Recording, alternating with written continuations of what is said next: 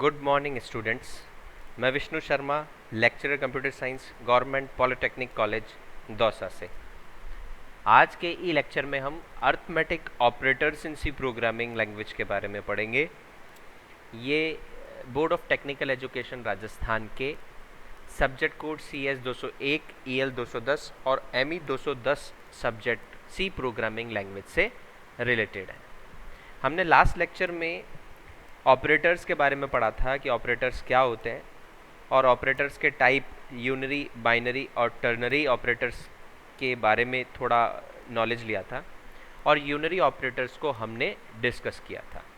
आज के इस लेक्चर में हम एरिथमेटिक ऑपरेटर, जो कि बाइनरी ऑपरेटर्स का एक पार्ट है, को हम डिस्कस करेंगे और इसमें कौन कौन से ऑपरेटर्स आते हैं, किस तरह के सिंबॉलिक ऑपरेटर्स अर्थमेटिक ऑपरेटर्स के अंदर आते हैं, उनको देखेंगे, उनका मीनिंग किस तरीके से होता है, उनका यूज़ किस तरीके से होता है और एक छोटे से प्रोग्राम की हेल्प से हम इन एरिथमेटिक ऑपरेटर्स को हमारे प्रोग्राम में रन कराकर लाइव चेक करेंगे कि ऑपरेटर्स काम कैसे करते हैं। तो आप सभी जानते हैं कि ऑपरेटर्स एक स्पेशल सिंबल्स होते हैं जो कि किसी स्पेसिफिक ऑपरेशन को परफॉर्म करने के लिए काम में आते हैं। अर्थमेटिक ऑपरेटर्स की अगर हम बात करें तो ये बाइनरी ऑपरेटर्स का एक पार्ट है और अर्थमेटिक ऑपरेटर्स मैथमेटिकल ऑपरेशंस को परफॉर्म करने के लिए काम में आते हैं। An arithmetic operator performs mathematical operations such as addition, subtraction, multiplication, division, etc. on numerical values, constants and variables. Basically आप मैथमेटिकल ऑपरेशंस परफॉर्म करने के लिए एरिथमेटिक ऑपरेटर्स को काम में लेते हैं। आप एक टेबल अपनी स्क्रीन पर देख पा रहे होंगे जिसमें एक तरफ ऑपरेटर और एक तरफ मीनिंग ऑफ ऑपरेटर दिए हुए हैं।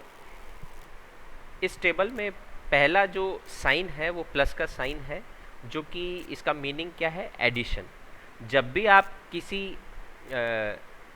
एक्सप्रेशन में मैथमेटिकल ऑपरेशन परफॉर्म करते हैं एडिशन का, वहाँ पर ये प्लस साइन आप यूज़ में लेते हैं। ऐसे ही ऑपरेटर ये जो डैश है, जो कि एक सब्ट्रैक्शन, जो ये माइनस साइन है, ये सब्ट्रैक्शन पॉइंट ऑफ व्यू से काम में आता है। और ये जो नीचे आप एस्ट्रिक साइन देख रहे हैं, ये मल्टीप्लिकेशन पॉइंट ऑफ व्यू से काम में आता है कि आपको किन्हीं दो नंबर का मल्टीप्लिकेशन करवाना हो तो वहाँ इस साइन को काम में लेकर, इस ऑपरेटर को काम में लेकर आप परफॉर्म करवा सकते हैं। ऐसे ही आप डिवीज़न के लिए ये जो फॉरवर्ड स्लैश है ये काम में लेते हैं, ठीक है। ऐसे ही रिमाइंडर के लिए, रिमाइंडर क्या होता है, जब आपको दो नंबर्स को डिवाइड करने के बाद, डिवीज़न के बाद जो रिमाइंडर रह जाता है वो रिमाइंडर कैलकुलेट करवाना हो तो आप मॉड्यूलस साइन, जो परसेंटेज साइन है, इसे मॉड्यूलस साइन कहते हैं। इस मॉड्यूलस साइन का यूज़ में लेकर आप रिमाइंडर कैलकुलेट करते हैं, ठीक है। तो बेसिकली अर्थमेटिक ऑपरेटर्स के अंदर एडिशन, सब्ट्रैक्शन, मल्टीप्लिकेशन, डिवीज़न और रिमाइंडर, ये 5 ऑपरेशंस परफॉर्म होते हैं। अब सी प्रोग्रामिंग लैंग्वेज में ये परफॉर्म कैसे होते हैं, एक बार हम इसके ऊपर थोड़ी सी नज़र डालते हैं।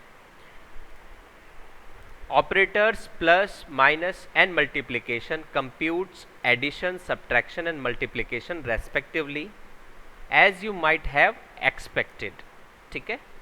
बेसिकली ये तो इसी तरीके से काम करते हैं एडिशन, सब्ट्रैक्शन और मल्टीप्लिकेशन के लिए, लेकिन आप अगर डिवाइड की बात करें, डिवीज़न की अगर हम बात करें, इन नॉर्मल कैलकुलेशन, सपोज कीजिए हम 9/4 की बात कर रहे हैं, यानी 9 जो डिवाइड हो रहा है 4 से, तो बेसिक अगर इसका ऑपरेशन परफॉर्म होने के बाद डिवीज़न का जो रिजल्ट आना चाहिए वो आना चाहिए 2.25।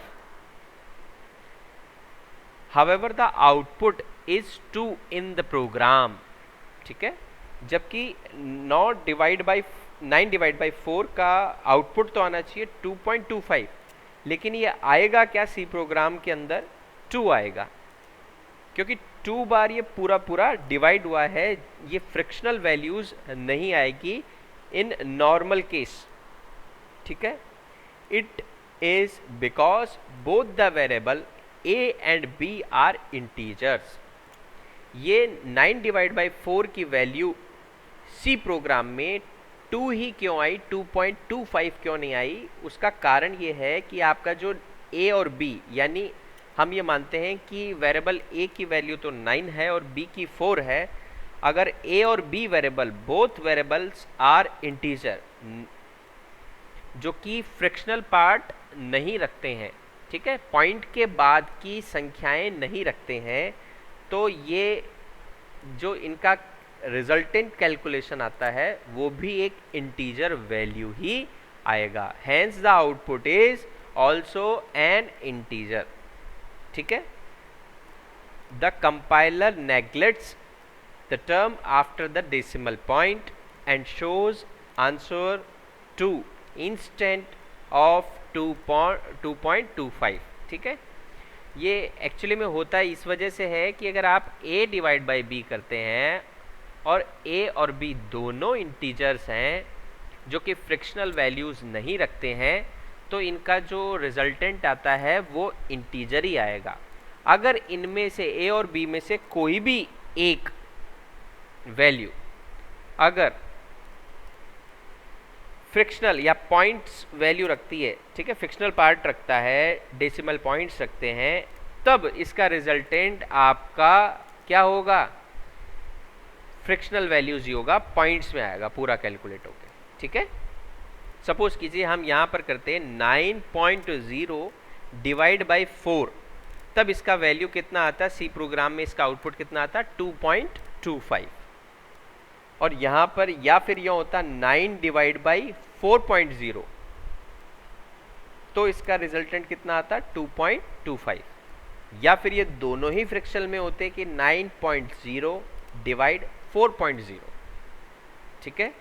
अगर सिर्फ इंटीजर वैल्यूज डिवाइड हो रही है, तब जो आपका डिवीजन ऑपरेटर है वो आपकी इंटीजर वैल्यू ही कैलकुलेट करेगा। द मॉड्यूलस ऑपरेटर, जिसका ये देखिए परसेंटेज का जो साइन है, इसे हम सी प्रोग्रामिंग लैंग्वेज में क्या कहते हैं, modulus operator. The modulus operator, modulus computes the remainder. Modulus operator क्या कंप्यूट करता है, रिमाइंडर वैल्यू कंप्यूट करता है। For example, when a is 9 divided by b equal to 4, यानी 9 divide by 4, the remainder is 1, ठीक है। रिमाइंडर 1 कैसे आया, अगर आप 9 को 4 से डिवाइड करेंगे तो 4 2 जा 8, ठीक है, 8 बार ही डिवाइड हो पाया, और रिमाइंडर कितना बचा, 9 माइनस 8 यानी 1, ठीक है। तो यानी रिमाइंडर कितना बचा, 1, है ना। तो ये किससे कैलकुलेट होगा, मॉड्यूलस ऑपरेटर से। The modulus operator can only be used with integers, ये ध्यान देने वाली बात है।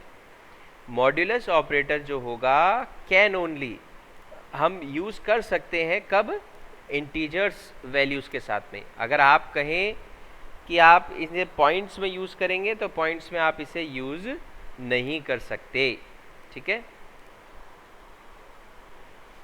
देखिए यहाँ पे हमने एक छोटा सा एग्जाम्पल के थ्रू हमने समझने की कोशिश की है डिवाइड ऑपरेटर को। हमने मॉड्यूलस ऑपरेटर तो समझ ही लिया कि मॉड्यूलस ऑपरेटर्स के लिए आपको a और b दोनों को क्या करना पड़ेगा, इंटीजर ही वैल्यू रखना पड़ेगा, और इंटीजर वैल्यू रखने के बाद आप इससे उनका रिमाइंडर कैलकुलेट करवा सकते हैं, ठीक है। अगर सपोज कीजिए एक एग्जाम्पल के तौर पे मैं बता रहा हूँ 8 मॉड्यूलस 2, तब अब इसका रिजल्टेंट वैल्यू कितना आएगी, 8 मॉड्यूलस 2, यानी 8 के अंदर हम डिवाइड कर रहे हैं 2 को और उसके बाद हम रिमाइंडर निकाल रहे हैं, तो रिमाइंडर तो बचेगा ही नहीं, क्योंकि फुल इसका पूरे टाइम इसका डिवीजन हो गया तो रिमाइंडर जब बचेगा ही नहीं, तो इसलिए आप क्या करेंगे, मॉड्यूलस का क्या आएगा, 0। ठीक है, इसका रिजल्टेंट कितना आया, 0।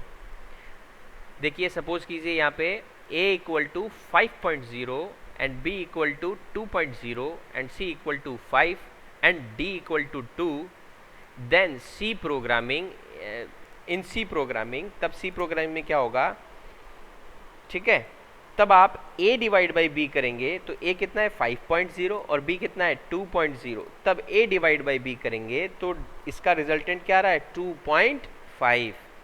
2.5 में क्यों आया, फ्रिक्शनल वैल्यूज में डिवाइड का रिजल्टेंट क्यों आया, क्योंकि आपका a और a डिवाइड बाई b में a और b दोनों क्या है, फ्रिक्शनल वैल्यूज है, दोनों इंटीजर पॉइंट नहीं रखते, वो फ्लोटिंग पॉइंट नंबर रख रहे हैं। ठीक है, और हम बात करें a डिवाइड बाई d, तो a कितना है 5.0 और d कितना है आपका 2, तब भी इसका रिजल्टेंट क्या आएगा 2.5। रीज़न, क्योंकि a और d में से कोई एक क्या हो गया, फ्लोटिंग पॉइंट नंबर रख रहा है। ठीक है, यानी पॉइंट्स के बाद की वैल्यू रख रहा है, दोनों इंटीजर नहीं है, दोनों में से एक डेसिमल वैल्यूज रखता है, तो इसलिए इसका रिजल्टेंट भी डेसिमल वैल्यूज के अंदर ही आएगा। अगर हम बात करें c डिवाइड बाई b, तो c कितना है 5 और b कितना है 2.0, तो इसका रिजल्टेंट भी कितना आएगा 2.5। रीज़न सेम है, क्योंकि दोनों ऑपरेटर्स में से कोई एक ऑपरेटर आपका क्या रख रहा है, क्या रख रहा है, दोनों ऑपरेटर्स में से एक ऑपरेटर फ्लोटिंग पॉइंट नंबर रख रहा है। अगर हम बात करें c डिवाइड बाई d, अब देखिए यहाँ c कितना है 5 और d कितना है 2, और c और d बोथ आर इंटीजर्स। ठीक है, ये दोनों फ्लोटिंग वैल्यूज नहीं रख रहे हैं, दोनों क्या हैं, इंटीजर है। अगर दोनों इंटीजर हैं तो इनका रिजल्टेंट क्या आएगा, इंटीजर ही आएगा, यानी इसका आंसर कितना आया 2। तो ये बहुत बेसिक कॉन्सेप्ट है अर्थमेटिक ऑपरेटर्स में डिवाइड के ऊपर। आपको ये ध्यान रखना पड़ेगा कि इंटीजर वैल्यूज अगर बोथ वेरिएबल्स में है तो उनका रिजल्टेंट भी इंटीजर ही आएगा, और दोनों में से कोई एक भी आपका फ्लोटिंग पॉइंट नंबर है तो रिजल्टेंट फ्लोटिंग पॉइंट नंबर में ही आएगा। अब हम क्या करते हैं, इसका प्रोग्राम के अंदर ये अर्थमेटिक ऑपरेटर्स को यूज़ करके देखते हैं कि ये प्रोग्राम्स में कैसे काम में ले सकते हैं। देखिए एक प्रोग्राम है वर्किंग ऑफ अर्थमेटिक ऑपरेटर्स के ऊपर, और बेसिक हमारा एम जो इस प्रोग्राम का है वो यही है कि हम हमारे arithmetic operators means plus, addition, multiplication, subtraction, division और मॉड्यूलस, इन चारों को, इन पांचों को हम क्या कर सकें, हमारे प्रोग्राम में वैल्यूज़ पुट करते हुए हम देखें कि भाई इनके रिज़ल्ट किस तरीके से आते हैं। ठीक है, सबसे पहले हमने क्या किया, देखिए डबल फॉरवर्ड स्लैश है, इसका मीनिंग आपकी कमेंट लाइन से है, कमेंट सेक्शन से है। कमेंट सेक्शंस प्रोग्राम में क्यों लिखे जाते हैं, ताकि आप अपने प्रोग्राम की रीडेबिलिटी इम्प्रूव कर सकें और आपका डॉक्यूमेंटेशन अच्छा हो, आप उसे अच्छे से एलैबोरेट कर सकें अपने प्रोग्राम को। तो इसमें लिखा हुआ है working of arithmetic operators. Comment section कभी भी कंपाइलर रन नहीं करता है, उसको वो छोड़ के आगे बढ़ जाता है। किसी भी प्रोग्राम की शुरुआत किससे होती है, हेडर फाइल से होती है। हमने हेडर फाइल यहाँ लिया, हमने प्री प्रोसेसर डायरेक्टिव्स को यूज़ में लेते हुए standard input output header file को हमारे प्रोग्राम में इंपोर्ट किया है। ठीक है, इसके बाद हमने क्या किया, मेन फंक्शन, हमने मेन फंक्शन किस तरह का लिखा, इंटीजर रिटर्न टाइप। तो देखिए आखिरी में रिटर्न 0 कर रहे हैं और 0 एक इंटीजर वैल्यू है, इसलिए हमने इसका रिटर्न टाइप इंटीजर दे दिया। मेन फंक्शन लिखा, मेन फंक्शन वो फंक्शन होता है, देखिए मेन फंक्शन कहाँ से चालू हो रहा है, कर्ली ब्रैसेस से। ठीक है, यहाँ कर्ली ब्रैसेस बंद हो रहा है, और इस मेन फंक्शन के बीच में आपको जितना आपका प्रोग्राम का लॉजिक है वो हम यहाँ पर लिखते हैं। ठीक है, मेन फंक्शन के बाद आपका सबसे पहले डिक्लेरेशन सेक्शन आता है सी प्रोग्राम्स के अंदर। इस डिक्लेरेशन सेक्शन में हमने जितनी वैल्यूज़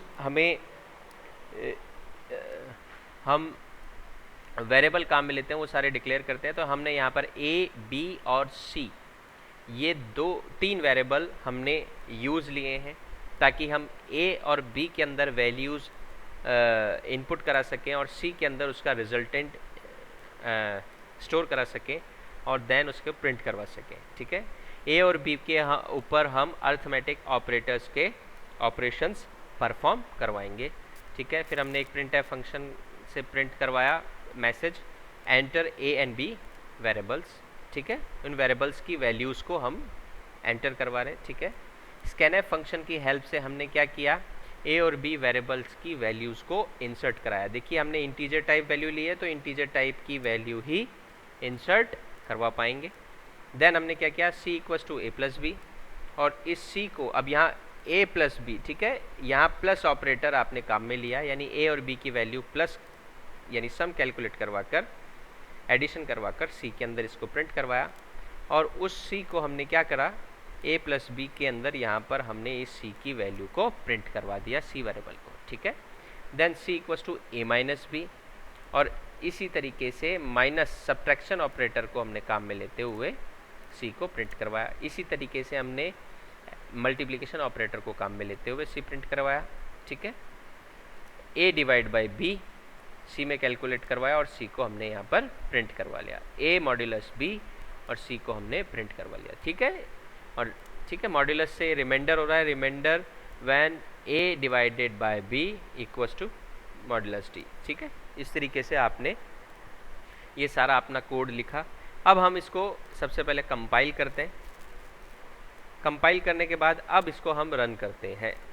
अब देखिए, अब आप यहाँ पर वैल्यूज़ इंसर्ट कीजिए, एंटर ए। सपोज कीजिए हमने 9 इंसर्ट किया ए की वैल्यू और बी की वैल्यू हमने 4 इंसर्ट की।